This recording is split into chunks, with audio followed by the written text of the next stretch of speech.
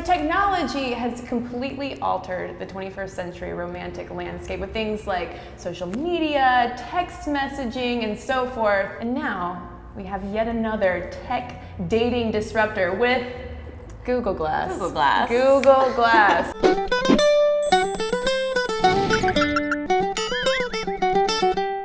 Gaus, tech expert at Revision 3. I'm so glad to have you here on Stuff Mom Never Told You so that you can give your expert etiquette guide for Google Glass on a date. Still very new, so the do's and don'ts haven't really been established, but that's what we're here for. You're wearing Google Glass. What does it do? As you can see, it's a pair of goggles. Very fashionable goggles. Very trendy. They have a number of gesture controls that you can access. There's like a button up here where you can record video, do gestures by swiping back and forth here, and it also activates when you put them on. In the top right corner of my field of vision, I'm seeing a box. That whole world of information that Google makes available is all accessible right there in your face. No, we just met each other, but let's just say we're on a date. If you wanted to Google stalk me or Facebook stalk me while we're on a date, could you do that? I think that you would have some suspicion I was doing it because you'd have to actually do the voice command. Obviously, there could be some benefits to Google Glass on a date. With the GPS, it could help ensure that you get to your place. Or maybe you could impress dates because you have all of that information right there at your fingertips or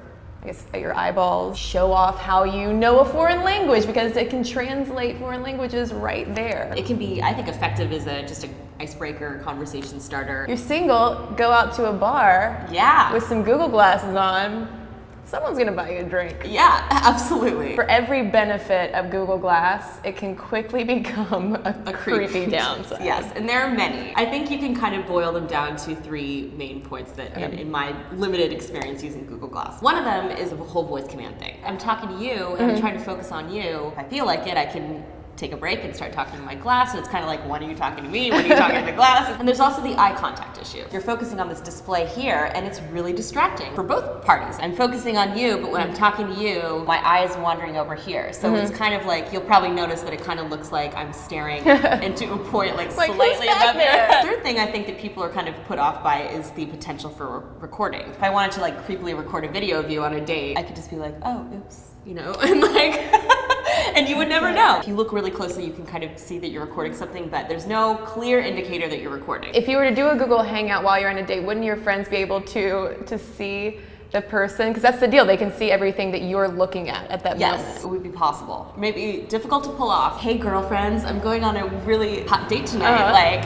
I'm gonna be broadcasting it, you know, like, let's tune in. Yeah. Now, even though Google Glass is still very new on the market, some dating experts have already weighed in. There was someone from Match.com who said, Google Glass is a dating don't. If you show up to a first date, that person is wearing Google Glass.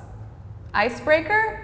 Deal breaker. I think it can be an icebreaker, but if you wear them throughout the entire date, that would be a deal breaker. Yeah. I would prefer that somebody take them off. I'm interested in that kind of stuff. Sure, I'm happy to talk about it, but I think if you wear them throughout the date, that would be etiquette-wise on the same level of constantly checking your phone. There's also the factor of the outside attention that it attracts. I read one article from a woman who had worn them on a number of dates, and she said the most awkward aspect of it was having to field all of the requests from people not on the date to try out her Google Glass. You have Google Glass and you really want to, just show them to a date, think it would be cool. Maybe warn them first that you'll wear them. Don't wear them the whole time. Yeah, there's just no reason to. I mean, if you're trying to focus on that person. Well, and I also have read that if things go well on the date and maybe I'll end with a goodnight kiss, that the Google Glass can be a little bit like the middle school braces problem. Yeah, what if they like interlock? It's so awkward.